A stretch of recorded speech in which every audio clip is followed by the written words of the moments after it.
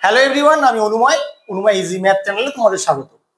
আজকে তোমাদের চতুর্ভুজের শ্রেণীবিভাগ এই প্রজেক্টটা করাবো। প্রতিটা পয়েন্ট আমি পরপর বলে যাব, তোমরা পজ করবে, পজ করে করে লিখে নেবে কি বলছি। হঠাৎ করে চতুর্ভুজের শ্রেণীবিভাগ প্রজেক্টটা তোমরা করতে গেলে কেন? তার তো নিশ্চয়ই একটা উদ্দেশ্য আছে। হঠাৎ করেই ধরলাম আর করে ফেললাম সেরকম তো নয়। তাহলে কেন, উদ্দেশ্যটা কি? উদ্দেশ্যটা কি সেটা তোমাদের জানতে হবে। তাহলে উদ্দেশ্যটা কি আমি যেভাবে বলছি সেভাবে তোমরা লিখে নেবে। চতুর্ভুজের শ্রেণীবিভাগের উদ্দেশ্য হলো এদের বৈশিষ্ট্য এবং সম্পর্ক অনুসারে বিভিন্ন প্রকার চতুর্ভুজকে আলাদা করা, বিভিন্ন রকম জ্যামিতিক সমস্যা সমাধান, নকশার কাজ এবং বাস্তব জীবনে চতুর্ভুজের ব্যবহার বুঝতে সাহায্য করে। ব্যাস, তোমরা এই উদ্দেশ্যটা লিখলেই কিন্তু যথেষ্ট। এরপরে লিখবে তথ্য সংগ্রহ। এই চতুর্ভুজের শ্রেণীবিভাগ করার জন্য যে তথ্যগুলো তুমি কোথা থেকে সংগ্রহ করেছো সেটা তোমাকে লিখতে হবে। লিখবে তোমরা তথ্য সংগ্রহ এইভাবে লিখছো: চতুর্ভুজের শ্রেণীবিভাগ সম্পর্কে বিভিন্ন তথ্য স্যারের কাছ থেকে, বিভিন্ন বই থেকে, বন্ধুর কাছ থেকে, ইউটিউব থেকে, গুগল থেকে সংগ্রহ করেছি। ব্যাস, তোমার তথ্য সংগ্রহ হয়ে গেল। এবার মেইন যে পার্ট, প্রজেক্টের মেইন যে জায়গা, সেটা হচ্ছে তথ্য বিশ্লেষণ। এটাই তোমাদের ম্যাক্সিমাম জায়গা জুড়ে থাকবে। তথ্য বিশ্লেষণে কি লিখবে সেটা একটু ভালো করে দেখে নাও। এই তথ্য বিশ্লেষণটা লেখার জন্য তোমাদের কিন্তু ক্লাস 7-এর যে বই সেটা যথেষ্ট কাজে লাগবে, কারণ সেখান থেকেই ম্যাক্সিমাম জিনিসটা আমি বলবো, তার সঙ্গে এক্সট্রা কিছু অ্যাড করে দেবো, সেটা কিন্তু তোমরা লিখে নেবে। এবার তথ্য বিশ্লেষণটা তোমরা লেখা শুরু করছো, কিভাবে লিখবে? এভাবে শুরু করবে তোমরা: চারটি বাহু দ্বারা সীমাবদ্ধ সমতলিক ক্ষেত্রকে বলা হয় চতুর্ভুজ। এরপরে লিখছো 6টি মৌলিক ধরনের চতুর্ভুজ রয়েছে, যেমন। এবার মৌলিক ধরনের কি কি চতুর্ভুজগুলো আছে সেগুলো তোমাদের লিখতে হবে: ট্রাপিজিয়াম, সামান্তরিক, রম্বস, আয়তক্ষেত্র, বর্গক্ষেত্র, কাইট। এবার প্রত্যেকটা ধরে ধরে তোমাদের ডেফিনেশন দিতে হবে, কোনোটার বৈশিষ্ট্য থাকলে বৈশিষ্ট্য লিখতে হবে, আর অবশ্যই ছবি তোমাদের দিতেই হবে, এটা কিন্তু খেয়াল রাখতে হবে।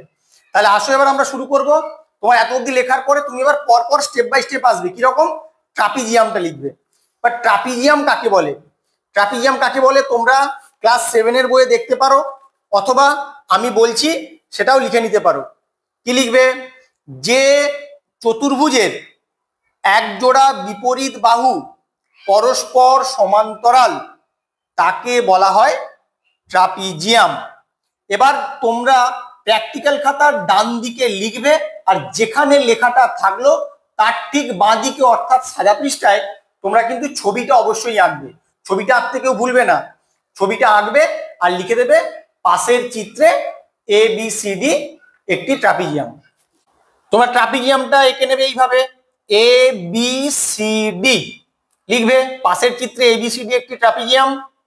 তোমরা বাঁ দিকে আঁকছো সাদা পৃষ্ঠাটায়, আর ডান দিকে লিখছো তোমরা যেটা রুল টানা পৃষ্ঠা থাকবে। এবার লিখবে এই ট্রাপিজিয়ামের AB সমান্তরাল CD, মানে AB বাহুর সঙ্গে CD বাহুর সমান্তরাল, আমি যে ডেফিনেশনটা লিখেছিলাম। আর একটা জিনিস লিখে নেবে, AD এবং BC কে বলা হয় তির্যক বাহু।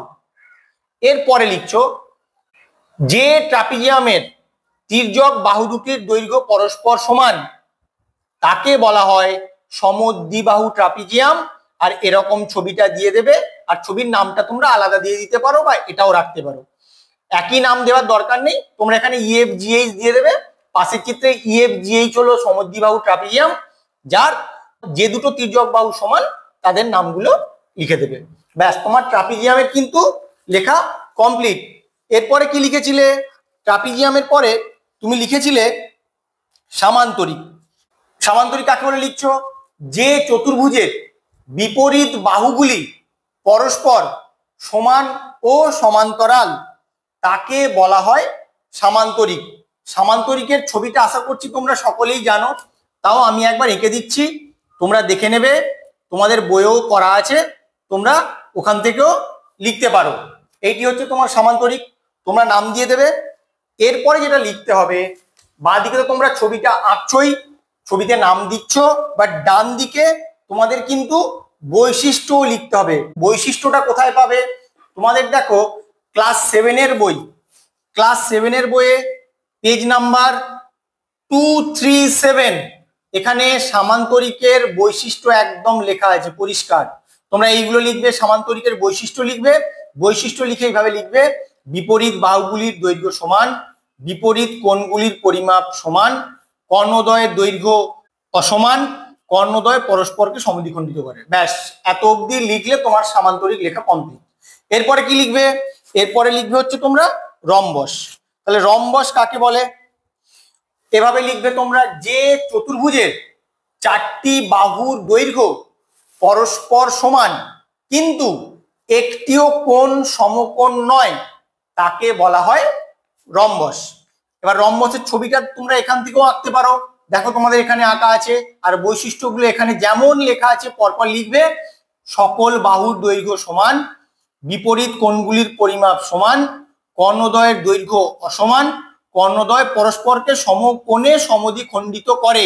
এই পয়েন্টটা কিন্তু তোমরা কখনোই মিস করবে না, কারণ এখান থেকে তোমাদের অনেক সময় প্রশ্ন আসে পরীক্ষায়।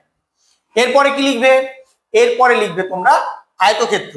তাহলে আয়তক্ষেত্র কাকে বলে? তোমরা লিখবে এরকম, যে চতুর্ভুজের বিপরীত বাহুগুলি পরস্পর সমান ও সমান্তরাল এবং প্রতিটি কোণ সমকোণ, তাকে বলা হয় আয়তক্ষেত্র। আয়তক্ষেত্রের বৈশিষ্ট্যগুলো এখানে লেখা আছে, লিখে নেবে। বিপরীত বাহুগুলির দৈর্ঘ্য সমান, প্রতিটি কোণের পরিমাপ 90 ডিগ্রি, কর্ণদ্বয়ের দৈর্ঘ্য সমান, কর্ণদ্বয় পরস্পরকে সমদ্বিখণ্ডিত করে। আর ছবিটা তো এখানে আঁকাই আছে, যেখানে ডান দিকে লিখছো বাঁ দিকে ওখানেই সাদা পৃষ্ঠাটায় তোমরা আয়তক্ষেত্রের ছবিটা কিন্তু আঁকতে ভুলবে না। এরপরে কি লিখবে? এরপরে লিখবে বর্গক্ষেত্র। বর্গক্ষেত্র কাকে বলে? বা লিখছো সংজ্ঞাটা, যে চতুর্ভুজের 4টি বাহুর দৈর্ঘ্য পরস্পর সমান এবং প্রতিটি কোণ সমকোণ, তাকে বলা হয় বর্গক্ষেত্র। এবার তোমরা বৈশিষ্ট্য লিখবে। কি লিখবে বৈশিষ্ট্য? প্রতিটি বাহুর দৈর্ঘ্য সমান, প্রতিটি কোণের পরিমাপ 90 ডিগ্রি, কর্ণদ্বয় সমান, কর্ণদ্বয় পরস্পরকে সমকোণে সমদ্বিখণ্ডিত করে। আর ছবিটা তোমরা আঁকছই, আঁকলেই তোমাদের বর্গক্ষেত্রটাও লেখা কমপ্লিট হয়ে গেল। এরপরে আছে তোমাদের কাইট। কাইটে কি আছে? কাইটে তোমরা এরকম লিখবে, যে চতুর্ভুজের এক জোড়া সন্নিহিত বাহুর দৈর্ঘ্য সমান এবং অপর দুটি বাহুর দৈর্ঘ্য সমান, তাকে কাইট বলা হয়। এরকম ছবিটা এঁকে দেবে, আর যেমন লেখা আছে লিখে দেবে।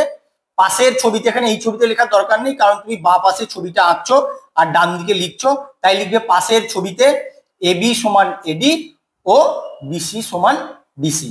তাহলেই কিন্তু তোমার চতুর্ভুজের যে তথ্য বিশ্লেষণ, সেই প্রক্রিয়াটা লেখা পুরো সম্পূর্ণ হলো। এবার কি লিখবে? এবার তোমরা লিখবে হচ্ছে মূল্যায়ন।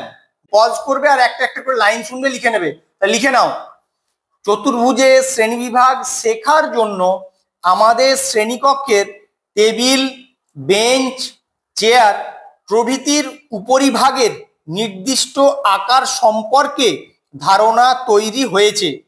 এছাড়াও আমাদের বিদ্যালয়ের মাঠটি আয়তাকার না বর্গাকার তাও বুঝতে সক্ষম হয়েছি। ব্যাস, তোমরা এইটুকু মূল্যায়নে লিখলেই তোমাদের হয়ে যাবে। এরপরে কি? সহায়ক গ্রন্থপঞ্জি। সহায়ক গ্রন্থপঞ্জিতে তোমরা কি লিখবে? আমি চতুর্ভুজের শ্রেণীবিভাগের জন্য পশ্চিমবঙ্গ সরকার প্রদত্ত পাঠ্যপুস্তক এবং আরো যদি কেউ অন্যান্য বইয়ের হেল্প নিয়ে থাকো, সেই বইগুলোর নাম তোমরা এখানে লিখে দেবে। এরপরে কৃতজ্ঞতা স্বীকার। এই প্রজেক্টটি করার জন্য তোমাকে কে কে সাহায্য করেছে, তাদেরকে কৃতজ্ঞতা জানাতে হয়, তাহলে সেটা লিখবে। এবার তুমি লিখবে, এই প্রজেক্টটি করার জন্য আমাদের শ্রেণী শিক্ষক মহাশয়, তার নাম দিতে পারো, গৃহশিক্ষক মহাশয়, বাবার কাছ থেকে, দাদার কাছ থেকে, দিদির কাছ থেকে যথেষ্ট সহায়তা পেয়েছি, তাই আমি তাদেরকে কৃতজ্ঞতা জানাই। এই লিখে তোমাদের প্রজেক্টটি কমপ্লিট করবে। তোমাদের এরপরেও যদি কোথাও কোনো অসুবিধা হয়, আমাকে অবশ্যই কমেন্ট করে জানাবে, আমি তোমাদের ইলাবোরেটলি আরো বলে দেবো। Thank you.